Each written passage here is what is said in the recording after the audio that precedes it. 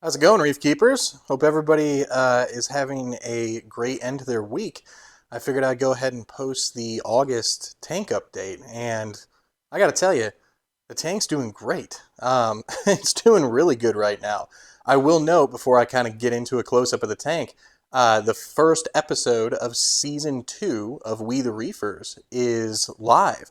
So if you want to listen to the first episode of the podcast for this season, head on over to Spotify, Apple Podcasts, Pocket Casts, whatever. It's audio only right now. I will be posting a YouTube video version of it soon, but I had to actually order. I'm doing it differently now. I have a better microphone, like a real microphone that I can sit down with. So I had to actually do like some file transfer work with the video, and I realized I really needed like a file transfer setup to do that between my devices. So it's going to be posted on YouTube next week if you want to hang, if you want to wait. But if you want the first episode of season 2, then by all means go. You can pursue it in an audio only format. So, all right, let's go through the tank. So, as you can see, everything is pretty much out and happy. Um, you know, I will say, as per usual, the elegance is kind of a day to day. Some days it's so like swelled up and happy, and other days I'm just like, all the parameters in the tank are good. Why are you, not fully extended right now? But I guess that's just owning an elegance, and that thing has been a stalwart member of the tank for so long. I no longer panic when it starts to struggle. I'm just like, man, it just has a personality of its own. So, as you can tell, I also moved around a ton of the SPS coral. So, lots of SPS coral has been shifted around in here. And I actually really like the setup. And I know, like, famous last words. I'm always messing with the SPS. I have to stop at some point, and I'm thinking I'm gonna stop here. The only weird thing that I have noticed since I started shifting SPS around, you can see. Let me zoom in on this piece. So you see at the tips of some of these, this little like algae growing at the tips. That began to occur after I shifted that piece, and now like the back portion of it is more in the direct flow of this main power head over on this side. So I think it's like like hitting it too hard and exposing the tips of the coral, and then like algae's growing there because it's like right under like a lot of light. It's probably like the most light dense area of the tank, so that one may shift. But I'm pretty darn happy with the placement of everything else, I will say. So this guy right here struggled a little bit, and I moved it, and it seems to be doing better where I moved it to. It was dead center where this one is, but I felt like it was really getting cooked there. It just didn't love that.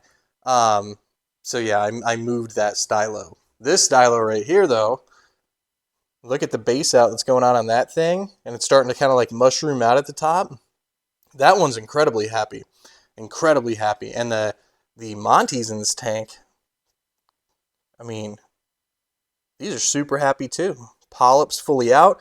You can see the growth that's occurring on this one here, this grafted piece. Let me go around the edge. Look at that growth coming out from it. So, also LPS, as per usual, is doing quite well. So LPS is real happy. Rockflower Nems, super happy as always. I'm never really worried about my LPS in this tank. Never really worried about my NEMs. Everything else seems to be pretty happy. The fish are all happy. I have 0 fish aggression in this tank. Everything's really kind of cruising right along. I will note that I am trying desperately to get amino acids completely out of this tank. Well, so that I'm not dosing them to the tank in any way. I'm actually changing salts away. You guys know I've long used Aquaforest Reef salt. I'm shifting away from it because I can't believe before I bought so many cases of it, I didn't realize this, but Aquaforest adds amino acids arbitrarily to their salt. So by using Aquaforest Reef salt, I've just been putting aminos in my tank.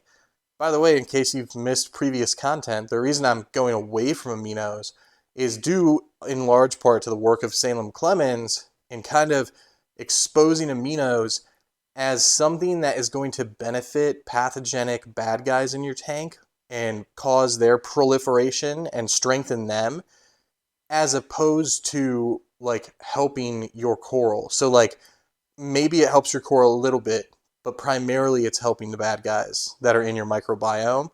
I'm not interested in helping the bad guys, right? they do well enough on their own. So I'm shifting to Accuracy One, Julian from Two Little Fishies, I think, Julian Sprung's company, which is a lot more expensive, but I'm not going to have to deal with arbitrarily just pumping amino acids into my tank. So yeah, there's that. So hopefully that will help matters like this. So take a look at this piece. You see how this, little bit of coral is just like basically shed all of its polyps. There's like a few clinging on. It was interesting. When I turned off the UV sterilizer, and again, if you've missed previous content, you may not know, I completely did away with UV to help the microbiome of the tank. Well, I was still dosing aminos when I turned off the UV. And again, I don't know. I haven't taken the testing to know.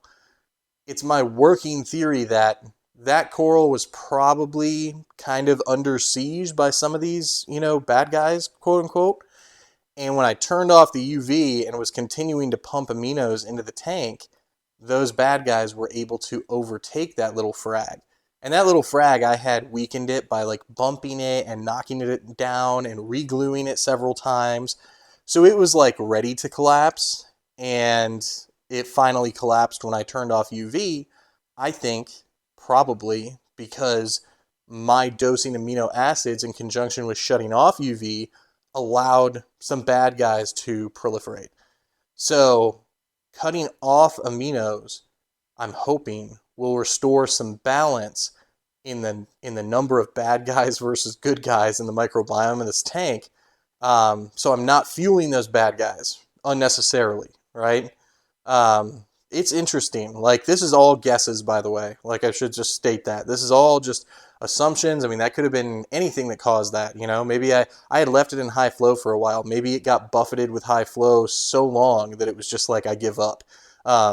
Maybe. But, yeah, I mean, as for anything else going on in the tank, nothing really negative to report besides those. Oh, I'm sorry. I blasted one of the tips of this acro completely off when I was scraping the back glass of the tank. I was so disappointed in myself. I rarely do that. I've had corals that I put in bad situations before where I've blasted, them over and over again. But I've been so careful with that acro, and I can't believe I did that. But it seems to be doing fine. It continues to slowly base out. All my levels are stable in the tank. So, like, again, as you guys can see, I've had general slight growth across everything. And by and large, the majority of the tank seems quite happy. So I also haven't seen any fish disease since turning off UV, which was my primary concern. So I left the UV in place in case I ever do need to activate it. But so far, so good. All right, guys, that's it. Check out We the Reefers if you would like to listen to that. Have a good one.